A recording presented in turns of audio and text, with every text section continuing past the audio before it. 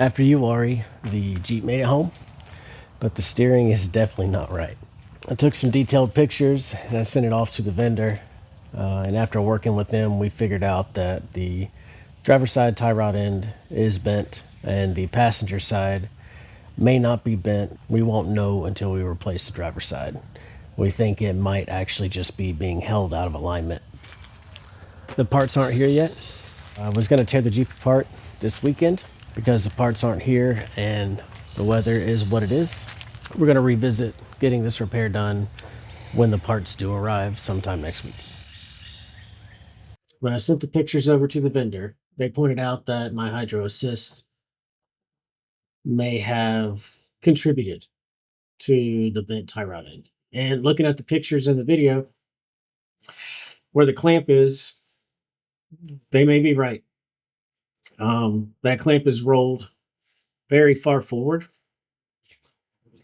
Now, typically I'll run the clamp angled back where the PSC ram is almost parallel with the drag link, but I do have some packaging constraints and I can't get it perfect. So I thought it might be a good idea to talk about hydro assisted steering for a sec. The main point I want to make is the idea in a perfect scenario is the ram and the tie rod are parallel to each other.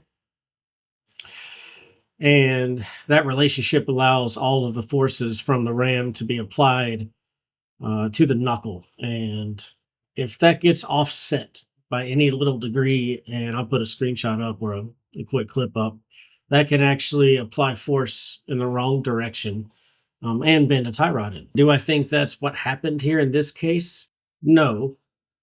Do I think that it could have contributed to it? Yes. I had to have smacked something pretty hard to roll that clamp as far forward as it was. Which brings me to a point that I wanted to make about this particular tie rod. It does have some lock washers in between the tie rod and the nut that's supposed to tighten that down and prevent it from rolling. I haven't ever quite gotten that to work as well as I thought it should. Doesn't mean it's a bad design or it doesn't mean it's a bad product. It just, I've never been able to get it tight enough to where that rod won't roll when I smack something. Now, what I think is happening is I am hitting a rock on the actual clamp itself, and that's giving that rod leverage, the tie rod leverage to rotate. I don't know how to fix that permanently. In the interim, though, we're going to get everything reset back to where it was. And then after that, we're going to pull that tie rod back off, replace the end, pull some measurements to make sure that the passenger side's not actually bent. We'll go from there. I got a package. See who it's from.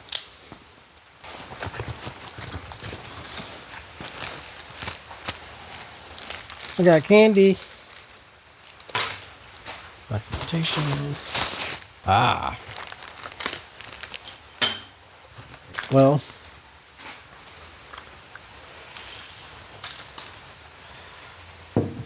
that is substantially different. Looks prettier. Oh yeah. Well, not excited about the fact that it doesn't match the other side. Also, still haven't proven the other side's not bent. What we're gonna do is get that tie rod off, get this swapped out, take some measurements. Let's see how much it's bent, if it is at all. Hopefully I'm wrong, but we'll see. First things first, I gotta get these wheels somewhat centered up, and we gotta break these jam nuts loose, and then we can get this tie rod off.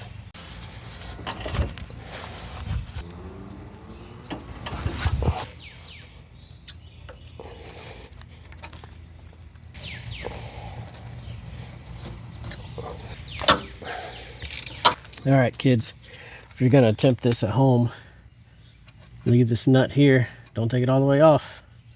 Do not strike down. Do not strike this. You want to strike your knuckle. Now we gotta get that guy.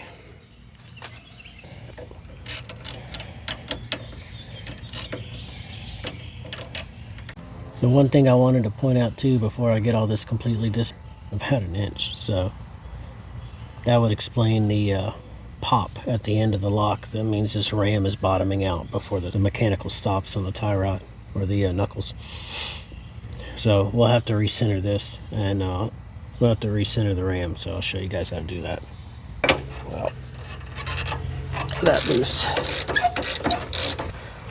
Y'all, this southeastern humidity is awful. I don't have a straight edge that is readily available and long enough to cover both, but this will work. It's a straight edge that we can get to here, slide down, get to here. Oh yeah, I can visually see huge difference. So let's find out.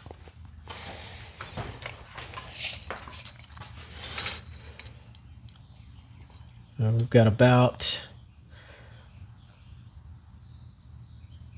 call it 3 5/8 versus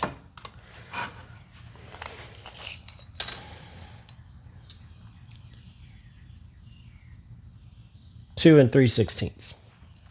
Huge difference. It's definitely bent. What I'm going to do is put the replacement one in and see what the distance is there to verify that the passenger side isn't bent. If it's close enough, then it's close enough. This aluminum rod should not bend. And looking at the straight edge against it, I'm not seeing any. Everything's negligible. So let's attempt to get this end off. All right.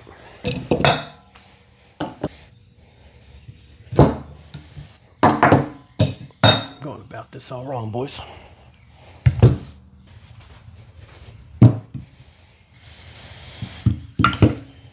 Before we get this completely reinstalled, I do want to take this end completely out, clean it up, check the boot. I've got a replacement boot if need be. And then I'm probably going to paint it black just so my OCD, my ADHD doesn't freak out. And then since the bar's out, we will give it a clean, give it a polish, kind of pretty everything up. All right. We're as polished as we're going to be. There's still chunks missing, but it's good enough for me. We have ourselves a freshened up 2.5 ton tie rod with one new tie rod end on it. Some tools. Let's get this thing put back together.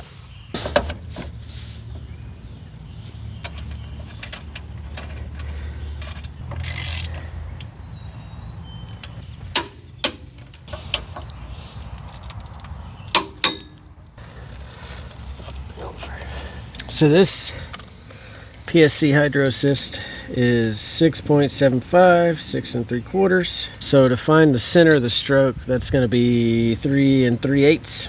So I need to push this in until this nut is at 3 3/8, and that will leave the ram centered, and then we can set our clamp.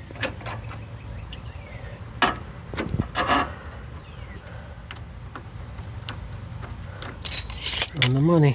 Tie rod's back under the Jeep. The only thing I have left to do is pull it in the garage, get the axle on jack stands, and do an alignment, at least a toe alignment, just to get it back close. Then we could take it on a test drive. It's about to rain again, so I can't pull the Mustang out of the garage and have it parked in the driveway. We're gonna have to wait for a drier day to get the rest of this knocked out. In the meantime, I'm gonna tidy up the garage a bit. So of course my neighbor starts mowing the grass right as I start filming.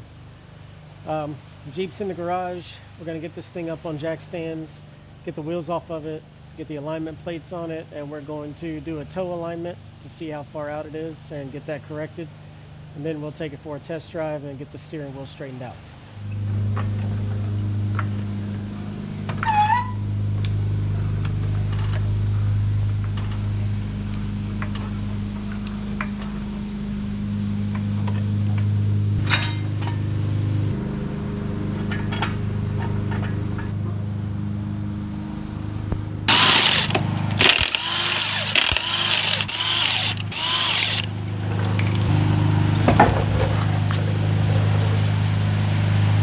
These are alignment plates from TMR. We're going to bolt these onto the wheel hubs, pull those 2 tape measures across the front and rear, and that's going to help us set our toe.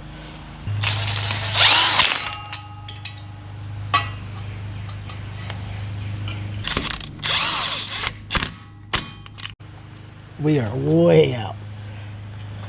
We're looking at 67 1/8. Then this is right at 70. This is towed way in, which means we need to lengthen this bar to push the toe back out. We only need about 1/16 to 1/8 of a difference toe in. So we want the front of the tires to be pointing toward each other about 1/8 of an inch difference from the back. So let's see if I can do this and keep the shot. It appears I went too far. All right, got it dialed in now. So we're right at 68 1/2. On here we're at 68 5/8. So close enough for horseshoes and hand grenades.